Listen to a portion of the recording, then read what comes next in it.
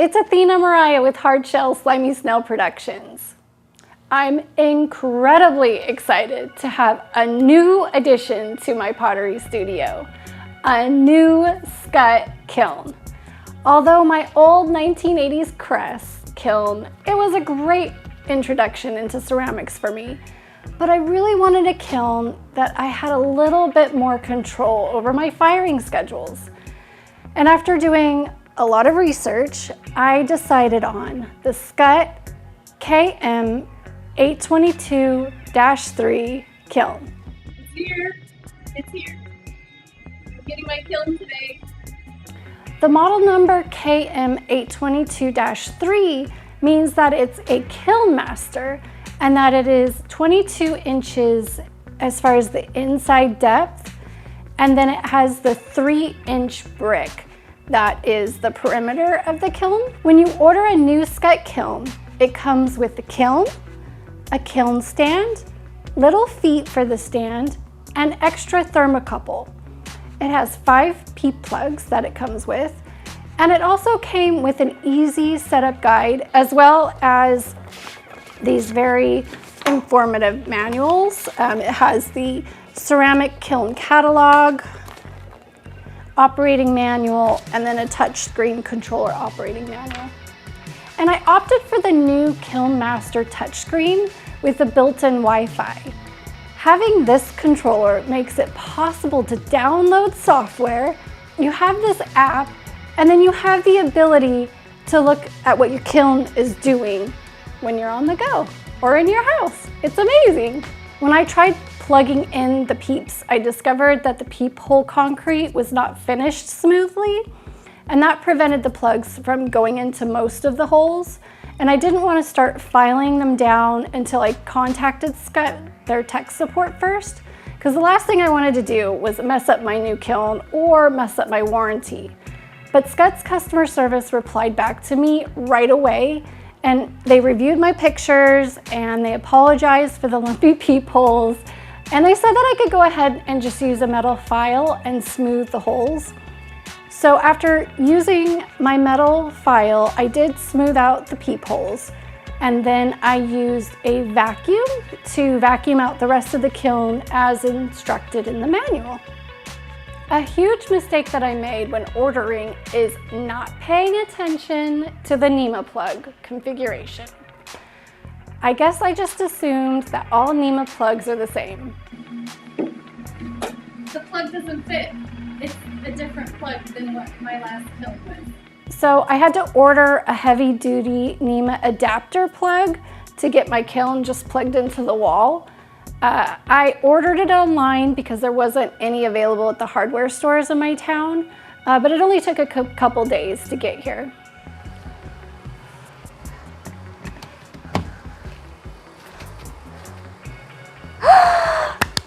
Yay!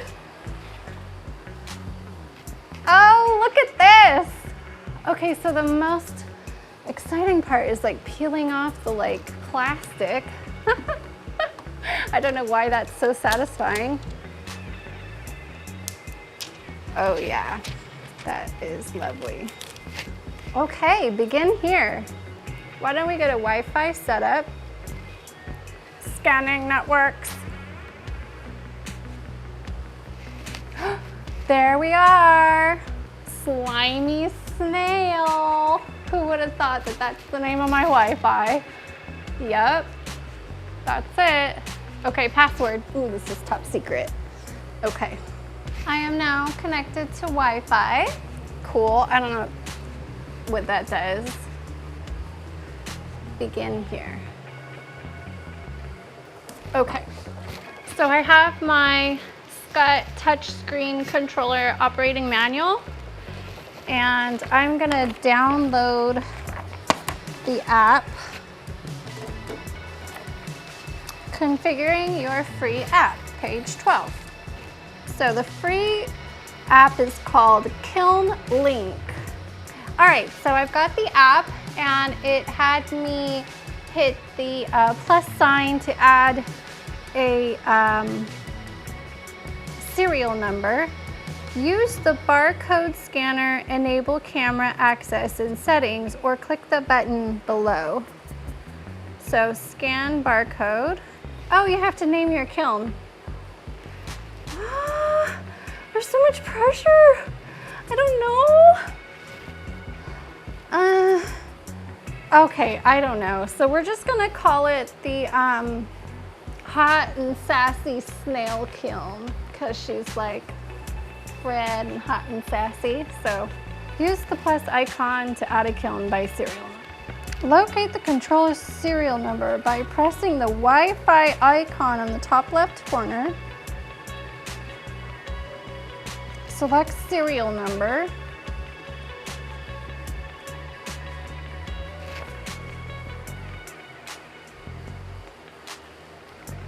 Look it, it's there. Hot and sassy snail kiln. Sassy the kiln is loaded. I have 4 kiln shelves that I bought to fit the kiln. This is something, you know, obviously I'm gonna be relating my experience. I've only used a Crest kiln, which I bought this kiln as far as the 822 size because it was the closest size in relation to what I had before. I did lose an inch inside because I bought the 3-inch fire brick. I really wanted it to be insulated well. I wanted to preserve as much energy as possible. I wanted it to be the most energy efficient kiln because I figure if I'm gonna buy a brand new kiln, it needs to have the smallest footprint for our environment, just because that's just how I am. So I had to buy brand new kiln shelves because the kiln shelves that I used were an inch too big. And it is a tight fit. The kiln shelves are 15 inches octagon. And in my Skutt kiln, I had about an inch clearance all the way around the edges, which made it really easy to put it in and out.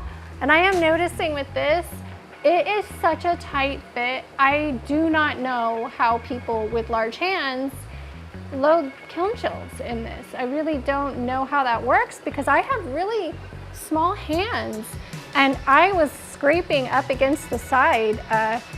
So that's an interesting thing. I'm really curious if there is a trick. Do they have like soft plastic little holders to guide them in for people who have large hands? That's something I might have to look into because I really don't know how other people do this if they have large hands. If you have any information on that, please add it to the comments because inquiring minds want to know. Okay, we're gonna do our test firing. This first firing should be done with only kiln shelves. Place the first kiln shelf layer 1-inch post above the slab. Check. When loading ware on the kiln, it is important to load it evenly to ensure proper ventilation. Check. Place witness cones. A cone 04 is recommended for a proper pre-oxidation of a new element. Let's see how we do this. A cone 04 medium speed program with no hold time and no preheat. Okay, so begin here, program, guided start. Okay, it says, what are you firing? Ceramics. Next. It's asking if I'm doing a bisque, glaze, or preheat only. I guess like I could hit glaze because I don't need it to be a slow firing. It's asking what cone, and it's not listing the cone I want, so I'm gonna hit other cone. Choose the cone value recommended by the glaze manufacturer and press next. There we go. Cone 04. Next. It says this will take approximately 7.5 hours to fire. Congratulations, you did it! Press next to review your program and start the firing. Next. So it says preheat 0, cone 04, speed medium, hold time 0, delay 0, alarm at 9,999 degrees, estimated time 7 hours and 30 minutes. Start. Oh, it's a graph. I guess it's working. That's pretty rad. That was easy.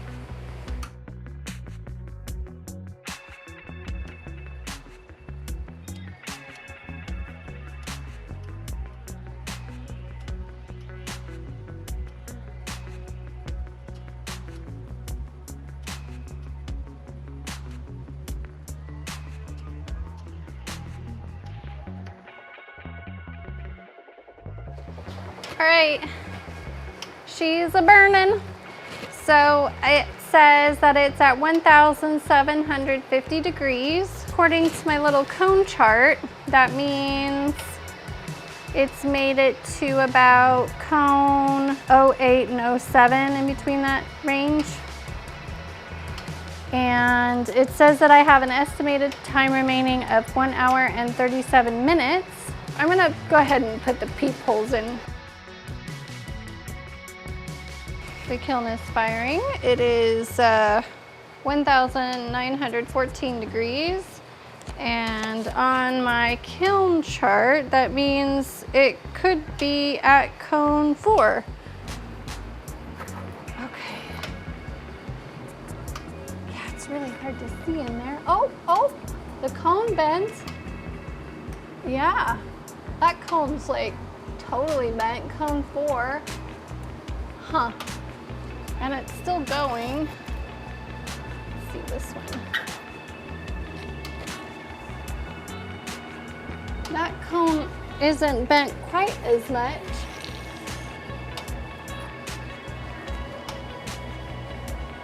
And that cone's still standing upright.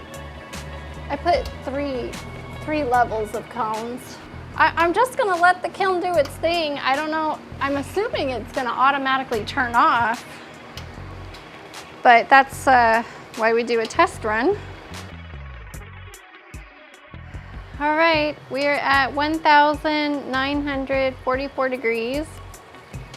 And it says we have 3 minutes to go. 10:39 at night. Ooh, it says complete. Cooling.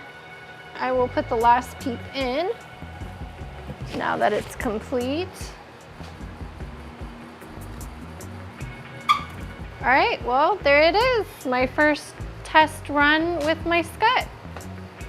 And we'll check the cones in the morning and see how it did. All right, cool.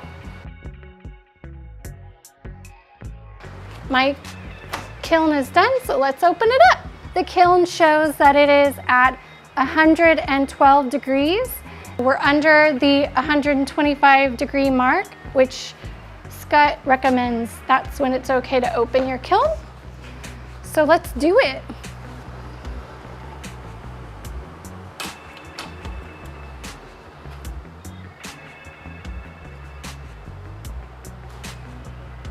This is the first cones that came out. It looks like it went overfired. The top shelf got to cone 03. So the middle looks like it still got to cone 03. Well, cone 03 did start bending a little bit. Cone 04 is a little bit over 90 degrees. It runs a little hot. The bottom seems to have got us where we want. Cone 04 and cone 03 is not bent at all. Cone 04 is bent about where we want it. It's definitely cooler on the bottom and way hotter on the top. This is the Killmaster firing manual. A couple things that I learned from it is that you don't open the kiln or unplug the peeps until the kiln is under 125 degrees. This will help prevent cracking.